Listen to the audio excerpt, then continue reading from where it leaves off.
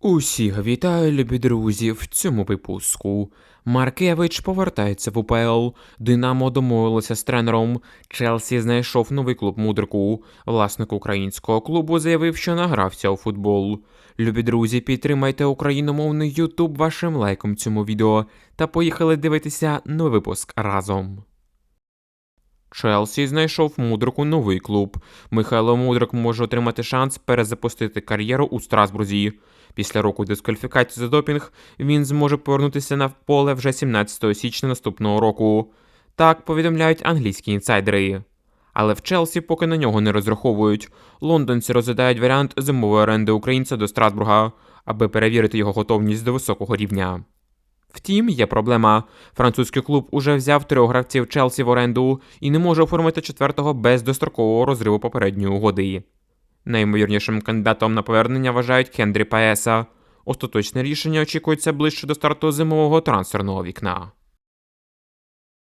Якщо Мудрик дійсно повернеться на поле після допінгу у січні, то варіант оренди в Страсбург – це найкраще рішення як для обох клубів, так і для самого гравця. У Франції Михайло зможе знову спробувати набрати ігрову форму та вийти на топ-рівень перед матчами плей-офф до чемпіонату світу. Челсі теж отримує свою вигоду, адже якщо Мудрик проявить себе у Страсбурзі, то влітку може повернутися до лондонців та допомогти їм в новому сезоні. В будь-якому випадку, Мудрику необхідна ігрова практика після довготривалої паузи без ігор, і Страсбург якраз може забезпечити Михайла постійним місцем у старті. Найголовніше, щоб Мудрик встиг набрати форму до гри проти Швеції, адже з ним та без нього це дві різні збірні України, як ми побачили цього року. Друзі, якщо погоджуєтесь, що Мудрика не вистачає збірній Україні, то поставте лайк цьому відео. Лідер Шахтаря зробив відверту заяву, поставивши вимогу щодо більшої поваги до клубу. Захисник Шахтаря Валерій Бондар оцінив конфлікт тренерів в останньому матчі УПЛ проти Кривбасу. Цитуємо Бондаря. Момент конфлікту тренерів я не бачив, але насамперед суперникам треба поважати один одного. Якщо я не помиляюся, там сказали не ті слова на адресу нашого головного тренера і взагалі тренерського штабу. Побільше поваги потрібно показувати і стежити, що ти кажеш. Це стосується усіх суперників, які грають з Шахтарем, сказав лідер Шахтаря Валерій Бондар. Власник Металіста 1925 був близьким до того, щоб закрити клуб. Співвласник Металіста і голова наглядової ради клубу Володимир Носов розповів, що в якийсь момент, коли були невдачі у першій лізі, він був готовий покинути проєкт. Цитуємо Носова. Я знав, що футбольний клуб може стати бізнесом, і це великий челендж для мене. Ми не можемо грати на своєму стадіоні. Я вважаю, що час у першій лізі – це класний період. Ми зібралися, ми мали час все побудувати. Хоча, чесно кажучи, був момент, коли я тихо так сказав: все, я награвся у футбол, коли були поразки у першій лізі. Але потім я вирішив взяти себе в руки. І як підсумок, ми все ж таки вийшли в УПЛ, сказав Носов. Чесно кажучи, подібні коментарі точно не надають оптимізму харківським болівальникам футболу. Якщо Носов так легко готовий покинути проєкт, то при перших же невдачах в УПЛ або Єврокубках, що буде заважати йому зробити це знову? Наші власники клубів повинні усвідомити, що невдачі – це частина футболу, і треба працювати над вдосконаленням усіх проблем, а не просто забивати на клуб при перших же поразках. Але, на жаль, для багатьох президентів футбольних клубів це просто іграшка, яку можна завжди викинути, якщо вона тобі набридла. Бенфіка назвала клубом АПЛ ціну за Анатолія Трубіна. Український воротар Бенфіки та національної збірної України Анатолій Трубін може вже незабаром змінити клуб. За даними джерела Гівміспорт, кілька клубів АПЛ проявляють серйозний інтерес до голкіпера.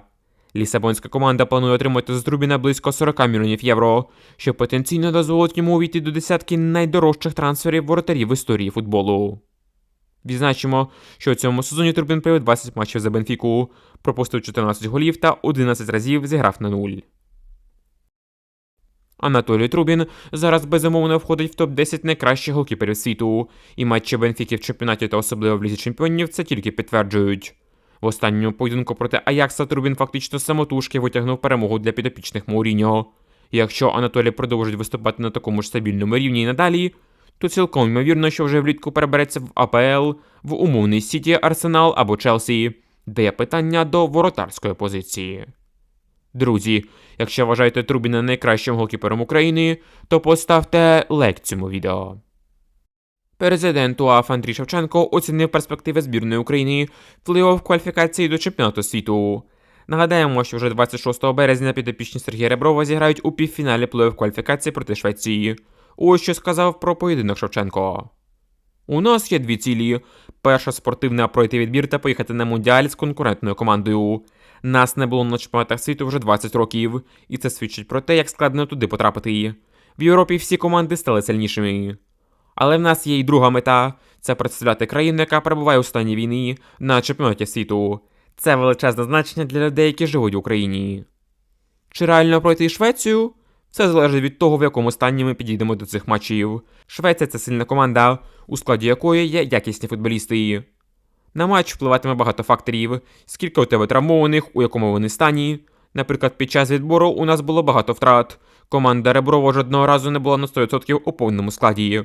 Але Ребров все рівно зумів вивести збірну в плей-офф, заявив Шевченко. Галатасарай та Трамзонспор націлилися на гравця Динамо та збірної України. Захисник київського Динамо та збірної України Тарас Михавко може продовжити кар'єру у чемпіонаті Туреччини. Про це повідомляє видання Гуни Бакіс. У послугах 20-річного футболіста зацікавлені Галатасарай та Трамзонспор. Трамзонспор, який раніше зацікавлений у придбанні талановитого українця, якого клуб бачить як заміну для Арсенія Батагова. За прогресом захисника стежить і Галатасарай. Повідомляється, що бордово-сині намагаються швидко знайти варіант для підсилення оборони через потенційний відхід гравця основи Сердара Сачі, повідомило джерело. Відзначимо, що трансферна вартість 20-річного футболіста становить 6 мільйонів євро, але Ігор Суркіс неодноразово заявляв, що хоче не менше, ніж 20 мільйонів євро за Михавка. Друзі, а скільки, на вашу думку, коштує Михавко? Пишіть нижче в коментарях. Ігор Суркіс провів перемовини з іноземним тренером. Ігор Костюк призначений тимчасовим виконувачем обов'язків головного тренера «Динамо». Але за даним методу таке, президент київського клубу Ігор Суркіс розглядав і інші кандидатури. Ще під час роботи Шовковського, а також перед призначенням Костюка, Суркіс провів перемовини з іноземним фахівцем. Результати цих переговорів наразі залишаються невідомими, але враховуючи невдалий старт Костюка, цілком ймовірно, що Суркіс запросить іноземця вже взимку.